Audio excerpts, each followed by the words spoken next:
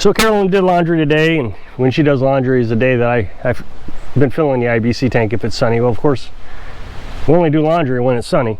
Now you'll see that it's shut off right now. What I do is I fill it for about 15 minutes and I shut it off, so that gives the well time to recover. On a normal well, it runs for a bit and shuts off, runs up, shuts off, trying to fill that pressurized tank. And I don't have that ability, so I just do it manually. I run it for 15 minutes, shut it off. That way I don't dry up the well. Also, it's an old well, so it's not as deep as it should be. Then I let it rest for 30 minutes to fill up the well. That also gives the batteries time to charge up, although I don't need to. I got enough solar panels on a sunny day. I just, instead of risking the inverter shutting off accidentally because the batteries got too low, it's just better to shut it off. 15 minutes, turn back on. So today's going to be kind of a vlog type of deal. In the last several videos I was telling you about a lawnmower that we had up here that I was trying to sell.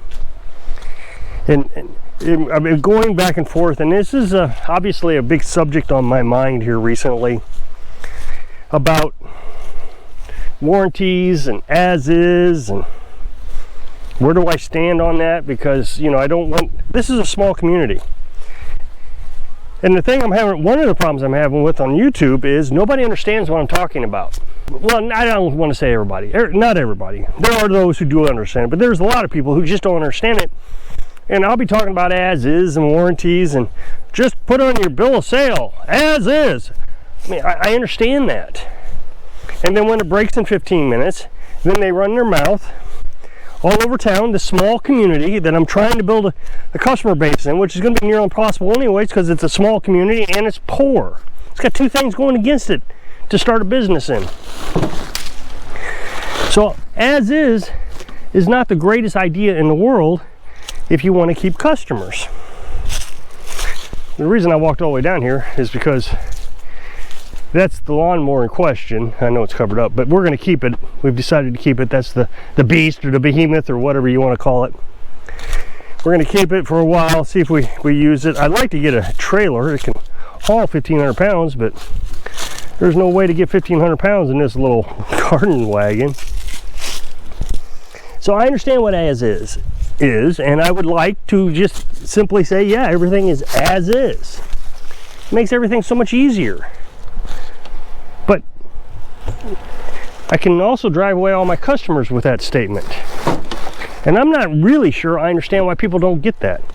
I'm pretty clear on it. I got 3 comments in a video where I talked about reputation and as is. It's not like I spreaded the 2 words or 2 phrases out.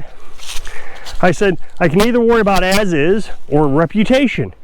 And people just kept saying, as is, as is. So either they're trolls, which I do suspect 2 of them were, but one of them I know wasn't.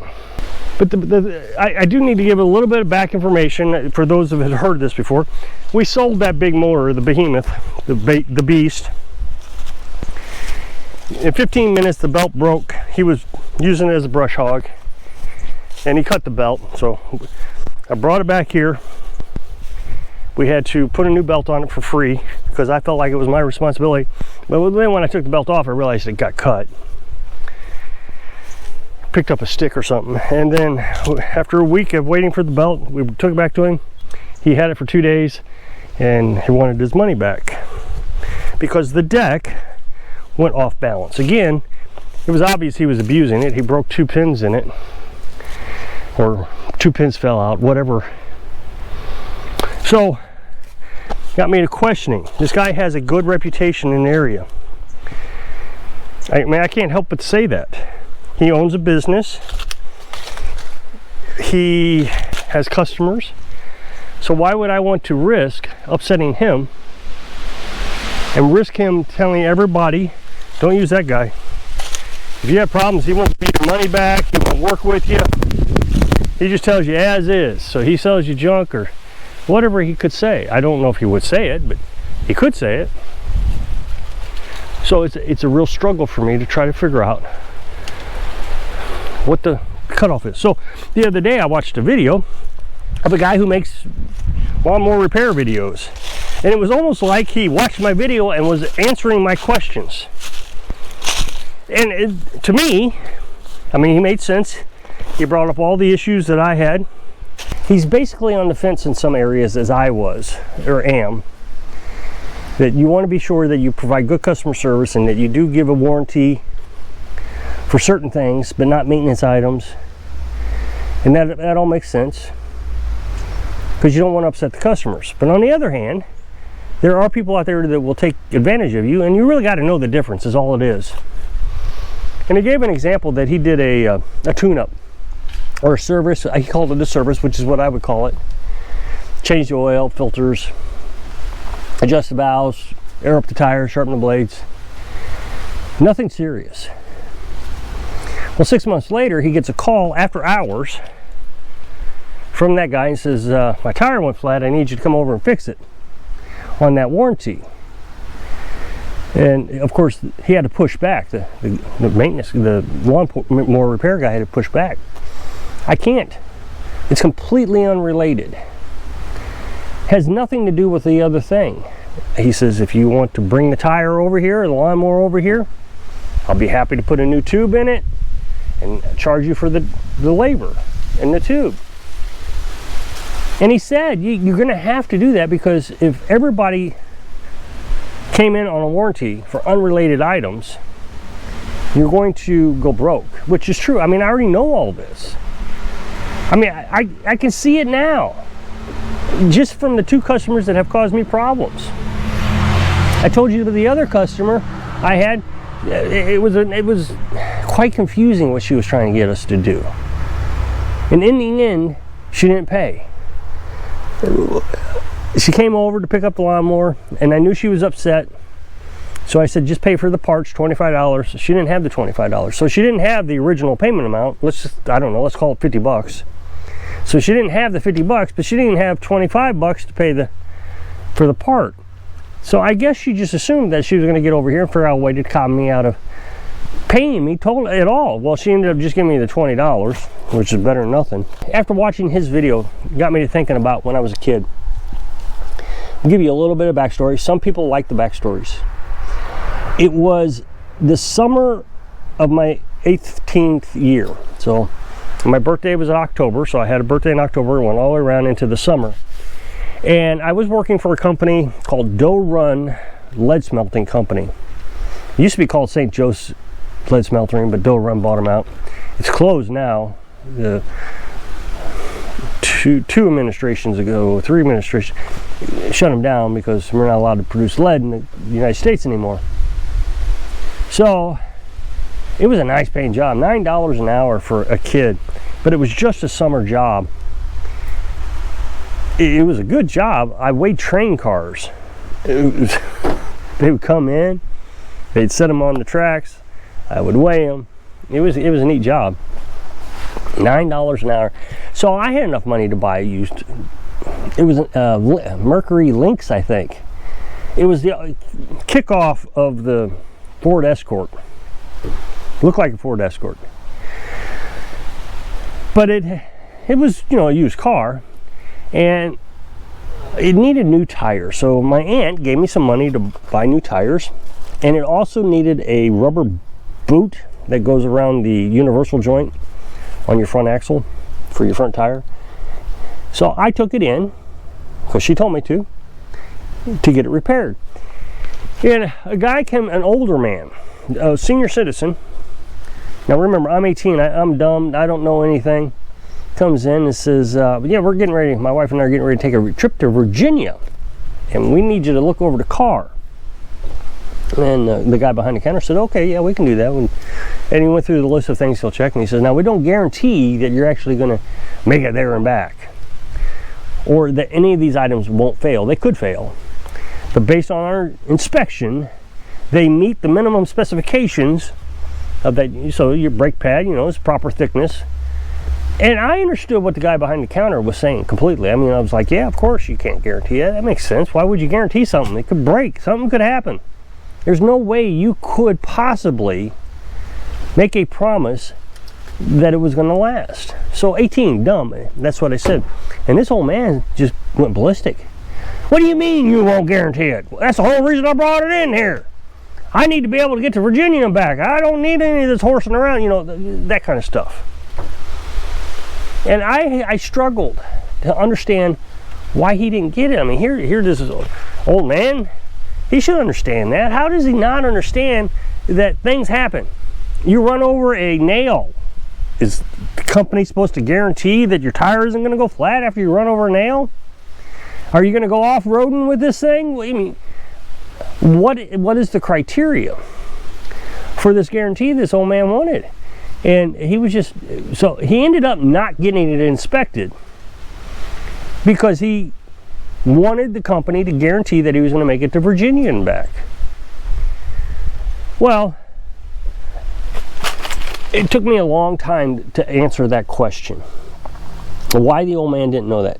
The fact of the matter is, he did know. He did know that there was no way that company could guarantee it.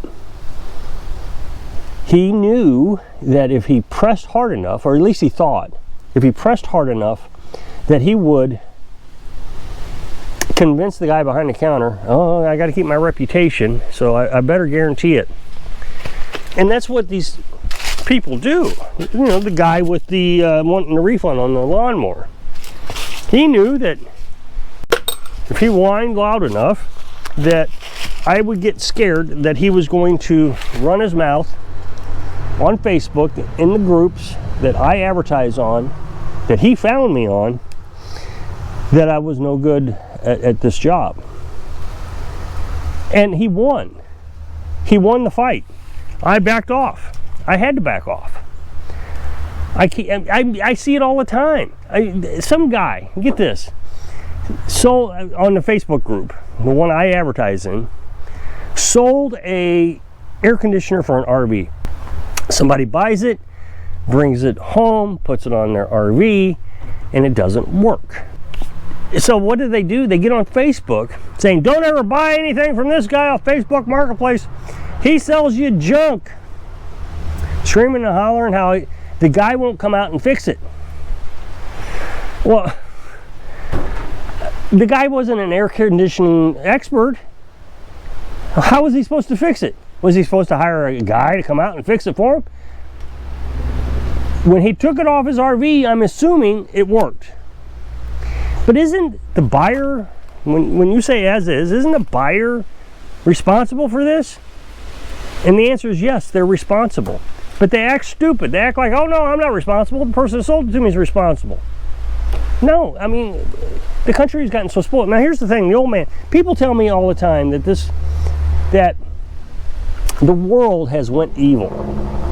It's a terrible place. When I was a kid, you know, you always hear that, when I was a kid, people were good. People were decent. It's just recently everybody's gotten evil.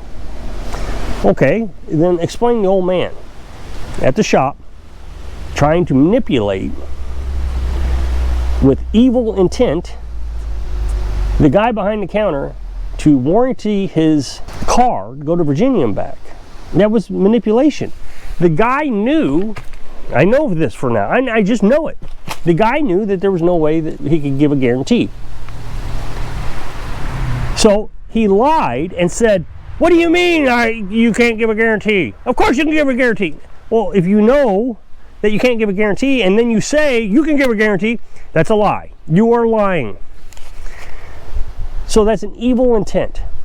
So back in the 80s, when I was 18, I guess it was, yeah, it was still probably like 89, 90, I guess it was 90. People were lying back then, manipulating, gaslighting. This isn't a new phenomenon. It's gone on since the beginning of time. I look at the world, for example, and I know people are going to disagree with me when I say this because they only remember what the news media tells them and not what history says. I'm told all the time today's politics, today's political world is much more volatile than it's ever been ever before. And I say, no, it's not. I mean, if you go back to John Adams and Thomas Jefferson, oh, it was terrible. Benjamin Franklin, I mean, it was terrible. One guy got shot over the whole thing in a duel, an actual duel. But if we could just go back to the 70s, the 70s were absolutely terrible politically. they talk about today that DOJ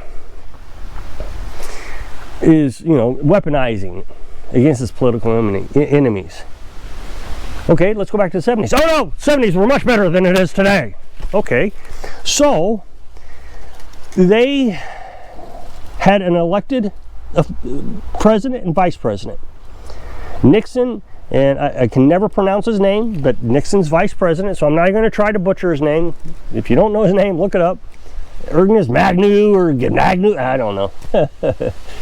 So, what did they do? They trumped up some tax fraud stuff on the vice president. They trumped up some charges. Not even charges, just accusations. That's all it was, just accusations. And got the vice president so scared that he just resigned. So the first time in United States history, we got a new vice president that was not elected by the people.